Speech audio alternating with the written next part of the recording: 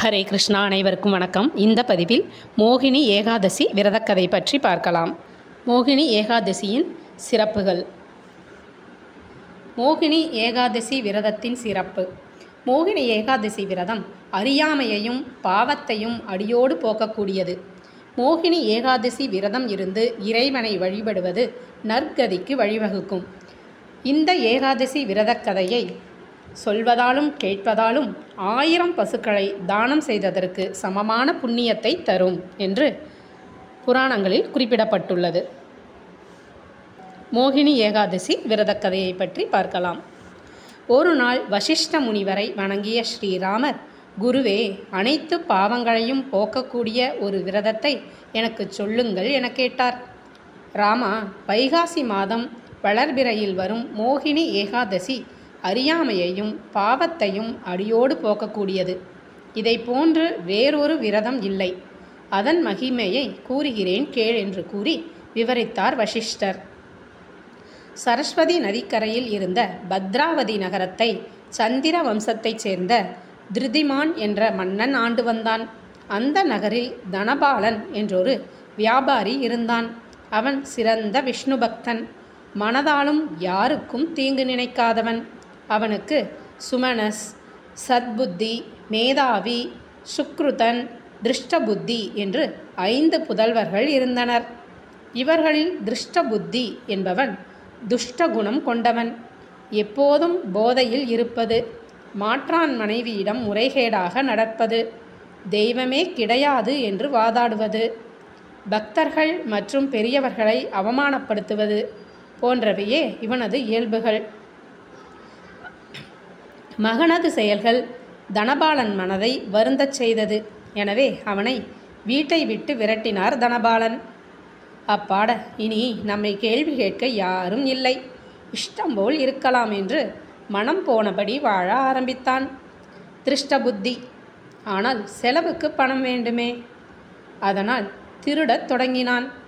களவாடிய செல்வத்தை தவறான செயல்களில் செலவழித்தான். அதனால் அவ்வப்போது காவலர்களிடம் சிக்கிக்கொண்டான். கடும் தண்டனையையும் அனுபவித்தான். ஆனாலும் அவன் திருந்துவதாக இல்லை. வினை விதைத்தவன் வினையை அனுபவித்துத்தானே ஆக வேண்டும். காலப்போக்கில் அவனது உடலில் பல நோய்கள் உண்டாகி உயிர் வாழவே மிகவும் சிரமப்பட்டான். வியாதியால் துடித்த திருஷ்டபுத்தி இப்பிறவியிலிருந்து விடுதலை கிடைக்காதா என்று சுற்றி திரிந்தான்.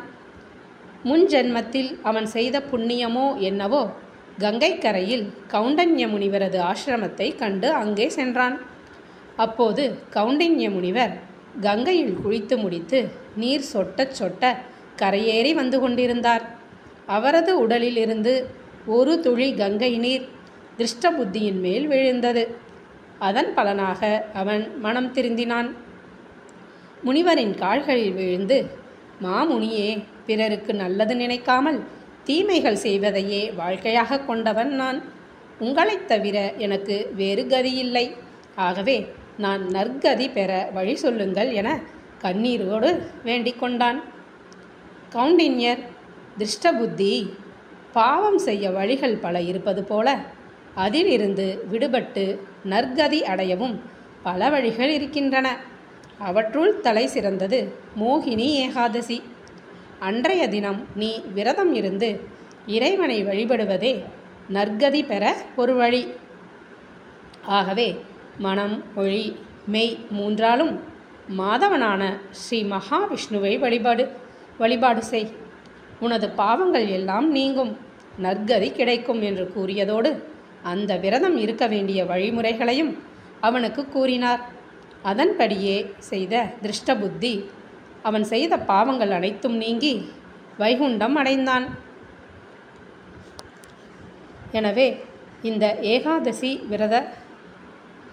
மோகினி ஏகாதசி விரதத்தை கடைபிடிப்பதால் அறியாமை, பாவம் ஆகியவை அனைத்தும் அடியோடு நீங்கும். இந்த விரதம் இருந்து இறைவனை வழிபடுவது நற்கதிக்கு வழிவகுக்கும். இந்த விரத கதையை சொல்வதாலும் கேட்பதாலும் 1000 பசுக்களை தானம் செய்ததற்கு சமமான புண்ணியத்தை தரும் என்று குறிப்பிடப்பட்டுள்ளது. நன்றி. ஹரே கிருஷ்ணா. சர்வம் ஸ்ரீ கிருஷ்ணார்ப்பணம். மோகினி ஏகாதசிக்கும் ராகு கேது கிரகங்களுக்கும் உள்ள தொடர்பு பற்றி பார்க்கலாம். விஷ்ணு பகவான் வைகாசி மாத வளர்பிறை ஏகாதசியின் போதுதான் மோகினி அவதாரம் எடுத்தார் என்பது நம்பிக்கை. அதனால்தான் அந்த நன்னாள் மோகினி ஏகாதசி என்ற பெயரை பெற்றது. பார்க்கடலை கடைந்ததன் பலனாக அதிலிருந்து அமிர்தம் வெளிப்பட்டது. அதனை பங்கிட்டு கொள்வதில் தேவர்களுக்கும் அசுரர்களுக்கும் இடையே மோதல் ஏற்பட்டது. அப்போது மும்மூர்த்திகளில் ஒருவரான ஸ்ரீ மகாவிஷ்ணு மோகினி அவதாரம் எடுத்தார். ஆனால் அரக்கர்களுக்கு அமிர்தம் கிடைத்தால் ஏற்படும் பிரச்சனைகளை எண்ணி அவர்களுக்கு அமிர்தம் கிடைக்கக்கூடாது என்பதற்காக அசுரர்களை தன்னுடைய அழகால் மயக்கி தானே அமிர்தத்தை பங்கிட்டு கொடுப்பதாக கூறினார். முதலில் தேவர்களுக்கு அமிர்தம் கொடுக்க விஷ்ணு பகவான் முடிவு செய்தார்.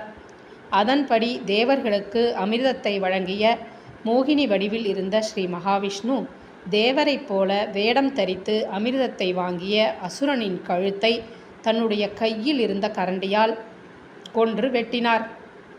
அமிர்தம் அருந்திய காரணத்தால் அந்த அசுரனின் உயிர் பிரியவில்லை.